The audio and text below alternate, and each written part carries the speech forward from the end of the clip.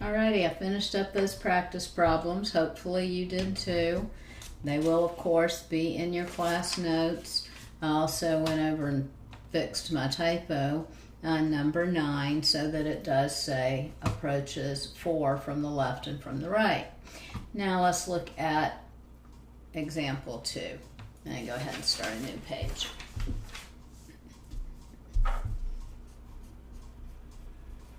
We want to look at the limit as x approaches infinity of 1 over x. And the limit as x approaches negative infinity of 1 over x. So one thing you could do is just think about numbers getting bigger and bigger and bigger. So 10, 100, 1,000, 10,000. If we do 1 over that, we're a tenth, 1 100th, 1 1,000th, 1 10,000th. So we're getting smaller and smaller and smaller. We're approaching 0. Same thing happens if we plug in negative numbers, negative 10, negative 100, negative 1,000, negative 1,000, negative 10,000. Then we would get negative 1/10, negative 1 over 100, negative 1 over 1,000. But we're still approaching 0, which brings me to my easy way of remembering this. If your bottom is getting bigger and bigger and bigger, then your fraction, your rational expression, is going to 0. Big bottoms go to 0. I'm going to say that more than once, so get used to it. There's the pretty explanation. There's the pretty picture. 1 over x looks like that. So as x gets closer and closer to 0, from the right, you go to positive infinity. As x gets closer and closer to 0 from the left, you go to negative infinity. But as x gets smaller or x gets bigger, you go to 0. Big bottoms go to 0. And if you put a power on x, it's going to go to 0 even faster. Now let's look at example 3.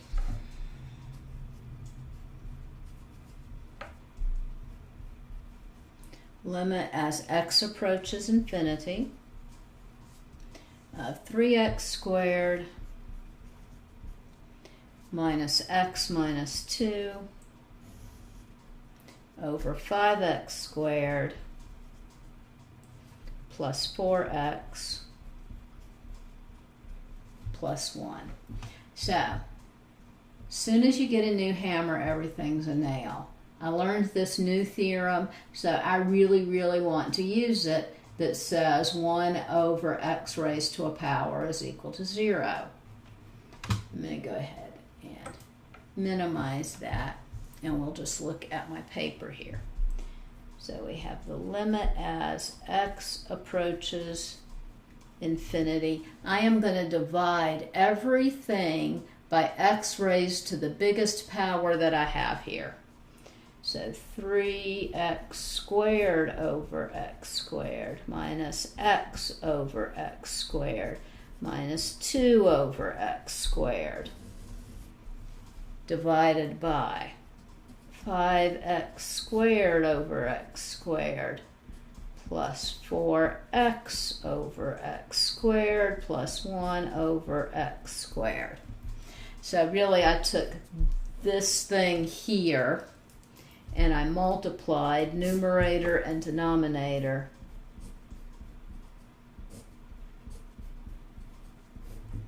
by 1 over x squared. That's a legal thing to do because it's just multiplying by 1, and multiplying by 1 doesn't change anything. So now I'm going to do some reducing these fractions here, some canceling. X squared cancels with x squared on bottom and top. So I have 3 minus, I have 1x on top and x squared on the bottom here.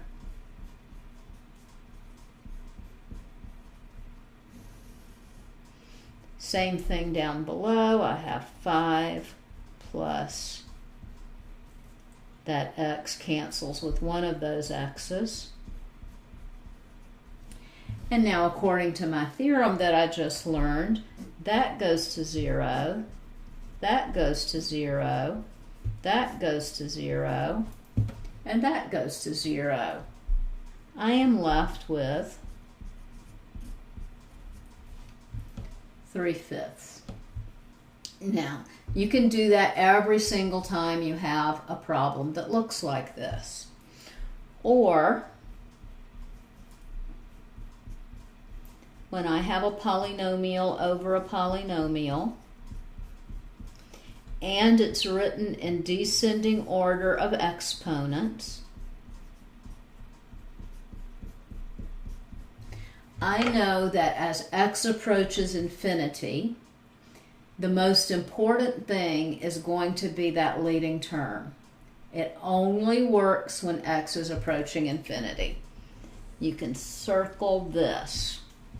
It's going to behave exactly like the function that just has these two terms.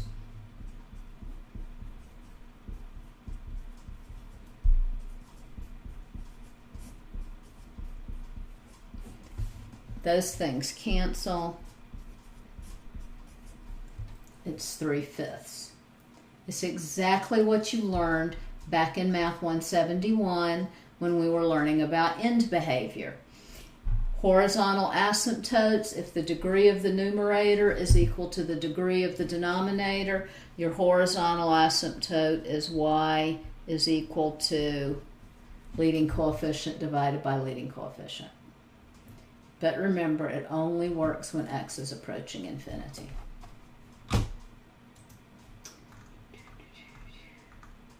Okay, so there's the pretty solution.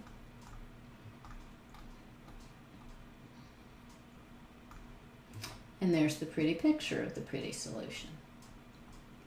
Let's look at example 4.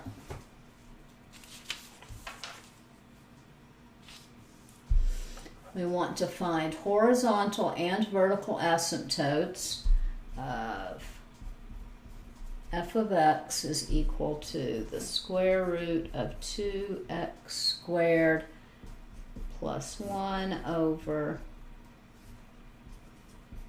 3x minus 5. And let me label it example 4.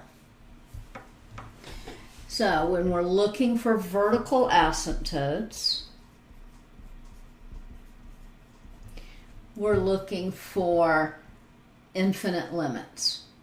So infinite limits are going to happen where we have 0 in the denominator. So we will have a vertical asymptote when 3x minus 5 is equal to 0.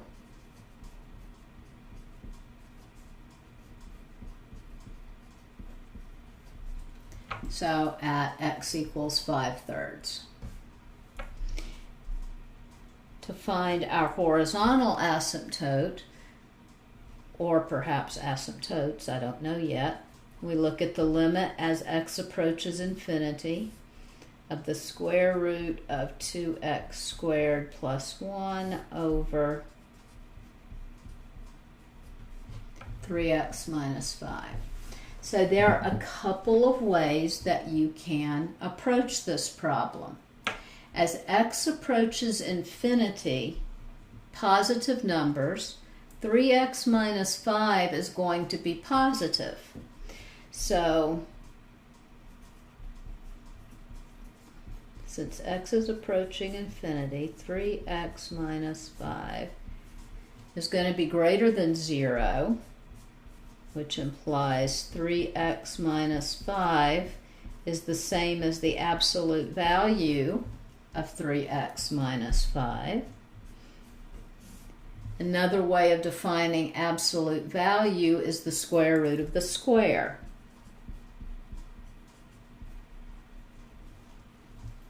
So I can replace this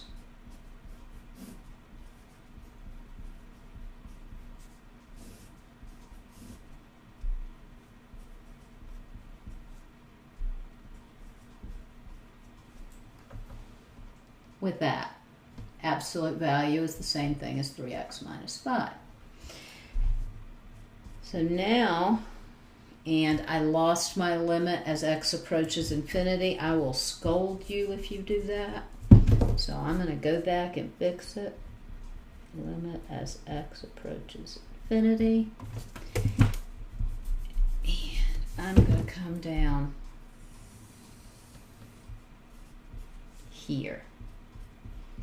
Limit as x approaches infinity.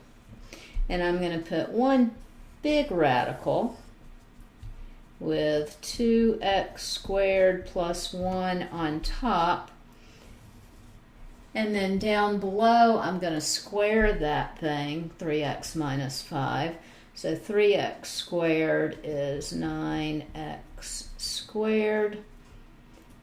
Inners gives me minus 15x, outers gives me minus 15x, so minus 30x, and last gives me plus 25. And I'm putting in lots and lots of steps here. We can bring this radical on the outside.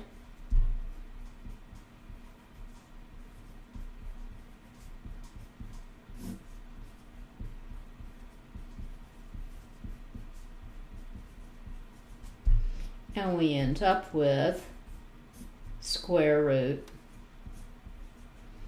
of 2 over 9 because that's what really matters. Leading coefficient over leading coefficient.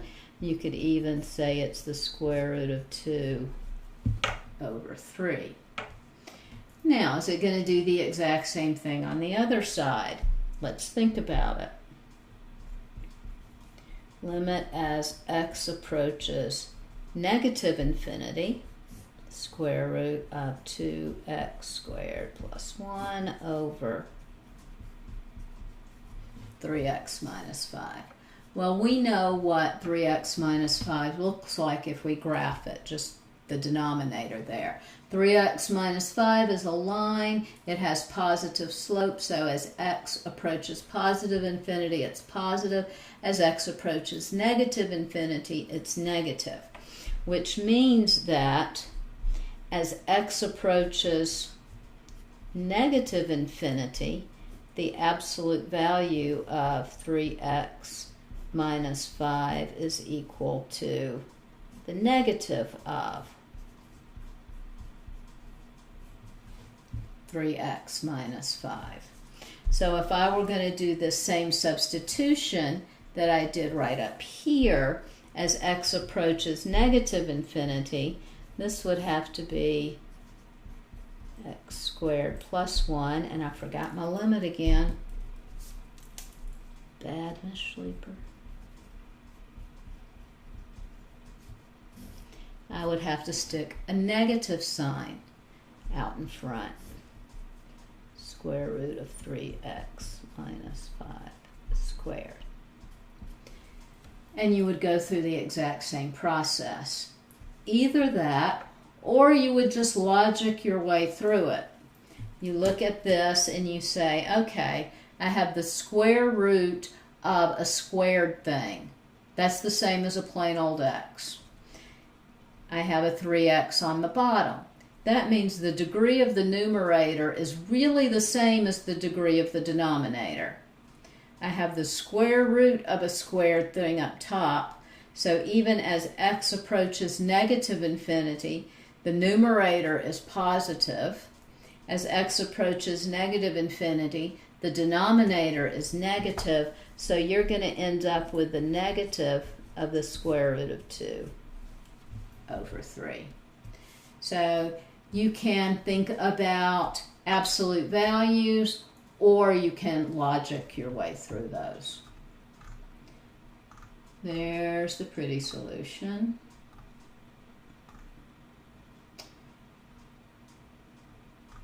There's the pretty solution. And there's the pretty picture. All right, let's look at example 5. I've already written it down here.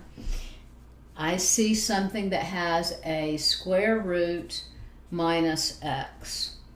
And if I just look at this and try to divide it into pieces, as x goes to infinity, I'm going to have infinity minus infinity, and I don't know what happens with infinity minus infinity. So let's look at what happens if we multiply numerator and denominator.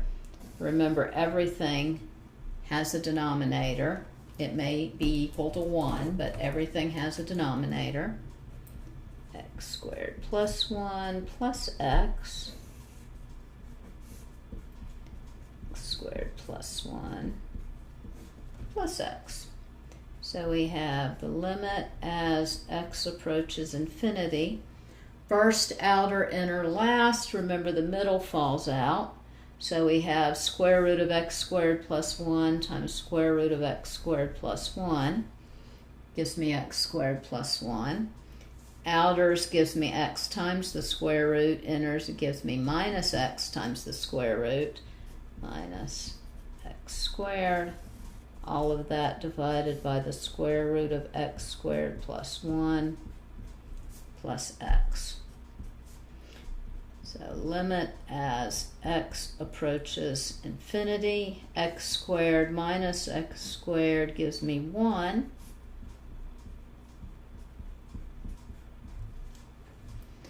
Big bottoms go to 0. There's the pretty picture. Big bottoms go to 0. The limit is 0. We'll take a break here and we'll pick up on infinite limits at infinity on the next video.